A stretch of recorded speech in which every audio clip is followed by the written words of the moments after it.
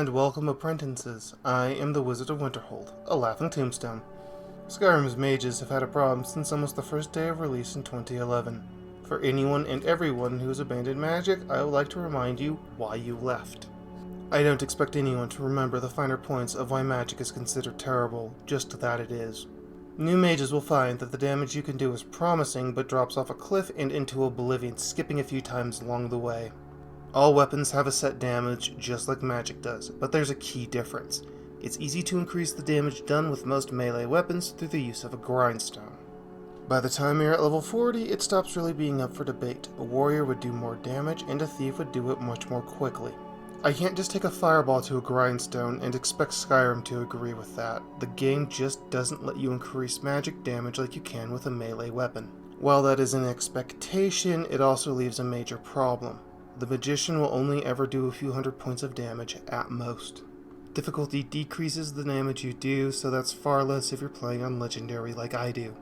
After doing some basic math, a mage with all destruction perks and a dragon priest mask further increasing damage can maybe one-shot the weakest enemies in the game with the strongest spells. Mage is usually considered either a challenge or a dud for this reason alone. Some people keep illusion magic but can't do much with the rest of it. When we, like everyone else, start to look for ways to increase damage output, we slam into a brick wall fairly quickly. Let's start looking for answers in our perks. Most weapons benefit from something in perk trees, and destruction magic is no different. It's just that the perks seem useless and too expensive to do too little. The first perk you are required to get is Novice Destruction, which lets you buy the other 7 perks. You can double most melee weapon damage with 5 perks, so you'd expect some exceptional magic perks, right? The first perk to consider is dual casting. This slightly doubles damage output in exchange for tripling magic cost. If you thought dual casting was wet fart, that's because we haven't started on the other 6 perks. Each element has 2 damage increase perks assigned to it. 3 elements, so we can get 6 perks. Each one gives a 25% increase to damage for 1 element. 6 perks and your damage doesn't even double like most melee weapons. There's more to it, right? Well, yes, there are Dragon Priest masks that were introduced in Dragonborn, and each will increase damage output of their element. They're worn by powerful endgame bosses who can and will end new players who don't know what they're doing. They also increase resistance to that element and are heavy armor, so your mage armor perks are out the window. That's it for passive damage increases. It's mostly elemental benefits that don't do as much as a physical weapon. We do have one last option. The Potion of Fortified Destruction will yield the results we're after. Those are our last glimmer of hope for mages. The game might sell you potions that grant an increase in damage at a high cost if you're lucky. They're rare, and in order for a mage to work, you would need a lot of them. We could try to make them, but that has its own problems. Mainly the fact that the ingredients needed to produce those potions are rare to find, expensive to buy, and hard if not impossible to hunt. Glow dust and wisp wrappings don't grow on trees, and ectoplasm is too rare to just use like that. Yes, it's possible to get a bit, but not enough for what we're doing. The magic in Skyrim has its secrets, and it's not just for the character that you're playing. Some secrets have to be found and understood by the player, and will only ever be used by the character that you're playing. That's right, the secrets of magic break the 4th wall. As it would turn out, Hearthfire balanced the mage. There isn't much to work with, but it's enough to be a saving grace for our destruction magic. As it would turn out, the power of a mage is buried in the garden. A potion of fortified destruction isn't some rare thing to save for a time of desperation. They're the first thing to reach for when a mage is threatened. They're easy to make, powerful to a fault, and can be made by anyone at any point in the game. I'm going to show you how to just grow these things. It's time to finally balance the mage. For what we're going to need, I need a low-level character with no real power. I think we need to say hi to Homeless Joe. The same rules I used last time will apply here. The first is a level up rule. I only level up when a video starts, and I won't be leveling up Joe again until the start of the next video. The second rule is a mod rule. I don't have any. This is the 2011 edition of the game, and I'm only allowed Dawnguard, Hearthfire, and Dragonborn. The last rule is just my build. I have to act like I think I'm a mage. I'm allowed any magic perk I want and anything from any crafting tree. With that out of the way, let's boot up our favorite spilled coffee and level up. Since I'm a mage, I'm going to need a large magical pool, so let's just dump everything into that and start using perk points. I got 3 pork points, so let's use those. I want a point in Alchemy because I'm not joking about those potions. Those are what I'm going to be leaning on for my damage and a decent chunk of my health. The next point is for Restoration. We'll be fighting a dragon later, and I know I'm going to be needing it. The last point goes to Enchanting, so I can make the most out of the Necromancer's soul we got last time. The first thing we need to do as Homeless Joe is visit the College of Winterhold. It's nearby right now, and I won't need to come back later if I get all the magic I need now. I've been staying here, so I drop off the things I don't need in the dorm you're given when you join. The barrels in this room are all set to respawn, so don't use those for storage unless you need a trash can. You might trade your ancient Daedric artifact for a carrot otherwise. When I'm done, I leave to get the first of our major dragon slaying spells. That's right, Skyrim has magic dedicated to eating dragon soul. The first spell I picked up was from Feralda before I put anything away. Lightning Bolt is the best chance I have to hit a dragon in flight at this point in the game, so it's going to be my main weapon later. Getting the second spell tells Feralda that she can finally go inside. I need to go into the Hall of the Elements and speak with Tolfdir so we can go through his little demonstration.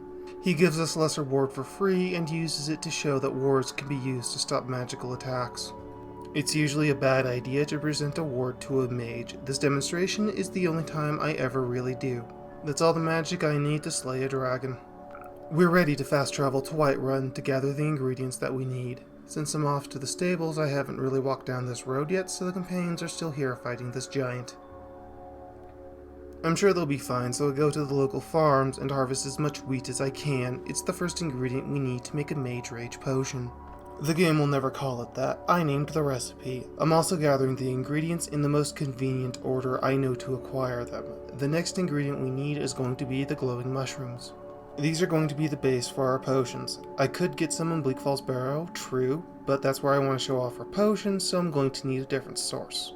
Shimmer Mist Cave is the nearest one I can think of. Just take a few mushrooms off the wall and we're set. You don't have to fight anything, the mushroom right there by the door is enough.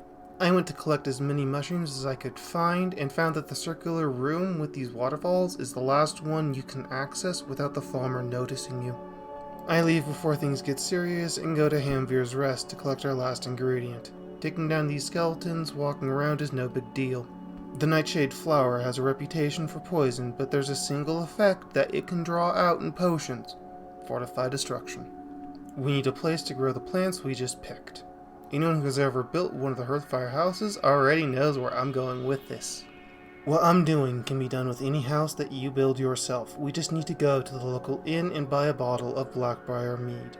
We're buying this because I forgot to pick up a free one in Helgen. It's in the same room as the cart and the bear. Once we have what we want, we just need to ask Jarl Siggeir for work, and he's corrupt enough to demand a bottle of booze as tribute. Once he's had a drink, we just need to ask him for more work, and he tells us about a bandit problem that he's having. I was asked to clear out Knife Point Ridge. When I was playing as a warrior, I remember this would have been a nightmare. Now it's more about finding out how much distance my follower can get with a bandit. As it would turn out, Arena is more powerful than I was expecting her to be, and it's not like my Atronach is slacking. I'm more here to be moral support for my follower in Atronach at the moment. The boss fight was also easy. I got the Atronachs early for a reason. They really are powerful at this stage in the game. Most mages know the conjurations will weaken over time, so this isn't all that impressive. It's just bringing in some over-leveled NPCs and letting them do all the work while I try not to die. When I'm done, I loot the place and start mining ore. I'm going to need as much iron as I can possibly get to make a house. Once I'm done, it's time to return to Falkreath so I can get permission to buy property from the Jarl. It costs a full 5,000 septims to buy the land we want, so we're going to have to make that somehow. I know exactly how we're doing it too. We're back to chopping wood for gold. At 5 septims per log, this only took forever for Homeless Joe to chop enough wood to buy some land. It takes about a day and a half, but when all is said and done, I am able to collect a bit over 7 grand, enough for what we want to do. You may be wondering why I started chopping in Falkreath and had to sell wood at Half Moon Mill. There's a reason for that. The mill owner is Boland, and for some reason he's unwilling to buy firewood. You might think it's his problem with Imperials, but that isn't it. I went in as a Nord with some firewood and he wouldn't buy it from that character either. If he isn't going to be nice, then I'm just going to leave the skeever's tail on his woodcutting block and begin a hike halfway across the hold. Since I sold all of that wood, I am now in a position to run again. I just need to have a chat with Nenya, and she's still willing to sell us the land we need to become powerful mages. The setup I like to use has 9 plots of wheat and 2 plots of glowing mushrooms growing out front. The dozen plots and the central planters in the greenhouse are all for nightshade and the rest is just glowing mushrooms. After all of that, I'm finally ready to redefine reality. Let's make a potion with our glowing mushrooms, nightshade, and wheat. It's been a long time coming, but the time has finally come. These Mage Rage potions are what we need to fix the mage. For now, it's a 26% increase to all my destruction magic and a couple of levels worth of health. Let's go test out the potions we just made on some bandits. The old Nordic tower on the way to Bleak Falls Barrow has a few bandits in there, so they're going to be our test subjects. This bandit is going to be our first target. Notice how I can dump my entire magical pool into her, and it brings her down to a quarter, maybe a third of her health? That's good, but not what we want. Let's load a quick save, drink a potion, and try that again. You may have noticed that things turned out a little bit differently. Thanks to these potions, I am no longer being babysat. I can hold my own now. Joe is still a novice mage, however. I can't just take the boss on myself. I need to conjure an over-leveled Atronach to do the heavy lifting. I'm mostly strong enough to handle bandits, wolves, weaker Draugr, but anything stronger than that, I'm still going to need an Atronach. Once I have the Dragonstone and can leave, I decide to take the route through Brittleshin Pass. I wanted to use Soul Trap on the Draugr boss, but I couldn't because it cost too much magicka. I'm enchanting the Woodcutter's Axe with Soul Trap and using the Necromancer we got from Azura's Star to do it.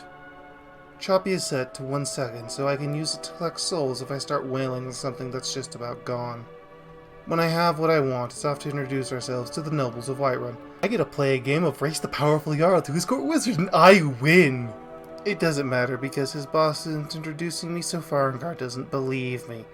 All I have to do is say something totally irrelevant about enchanting, and he lets me help out with a sensitive government secret.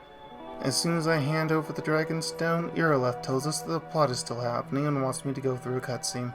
A dragon is attacking the watchtower, and I'm asked to help out the guards. When we arrive, we find that we're late. There's a lot of fire everywhere, and this guy is shouting about a dragon. You may remember that I called Lesser Ward dragon slaying magic earlier. The reason why should be clear. A dragon's breath has a lot of trouble getting through even the weakest of wards. Wards are expensive to cast for new mages like Homeless Joe here, which is why I put that perk into Restoration earlier. That's right, even a rookie mage can stand right in a dragon's breath and not even feel the flames. This is the only time during gameplay where I died. The dragon killed me a few times because there's no point where a ward is going to stop a dragon from just sort of eating you like that. I'm not even too sure that a bit more health and a lot of armor would have helped. A dragon can just one-shot me here. The Mage Rage potions we made earlier are enough that I'm doing noticeably more damage during combat already. Enough that when the dragon is at its last sliver of health, I'm able to tickle it with sparks and then eat its soul in front of the Whiterun Guard. While taking the first dragon in the game is cute, it doesn't prove my point. It wasn't until I had Joe almost at high Rothguard that I figured out the problem I'm having. Right this moment, Joe just isn't a high enough level to show you what I want to. I got the first couple of shouts and saved the game. The problems with being a mage are both present and a problem at low levels, but they will exaggerate the higher level you become. So let's use a higher level mage to perform a difficult task. Let's find a fight that even most veteran players would think of as a bit of a match. The Dragon Priest at Sheer Point and their pet dragon will work nicely. This is the same character I was using footage of earlier, learning Larry. Joe may have proven the concept, but this video doesn't end until I've made my point. Here's what I'm doing. First off, I ignore the dragon taking flight until the Dragon Priest is up. I'm going after both of them. That's when I use a potion and my cloak. Cloaks tend to extend outward. The greater your damage increase, the farther your cloak will extend. This is how I was able to use Lightning Cloak to drain the color of all her magic during the intro. Cloaks are glitched. They only show 8 damage done. The damage increases with perks and use of potions. I went into this trying to drain Croesus of his magic and figured out that's probably why he has a staff. Draining his magic does mean a lot because it stops him conjuring an Atronach, but he can still just use fire magic. It took me 5 attempts to get the footage I needed for this video. I was able to eat the dragon's soul 3 times and took the Dragon Priest's mask twice. I'm going to let the winning match play out now. Once it's over, I'll show you Larry's stats.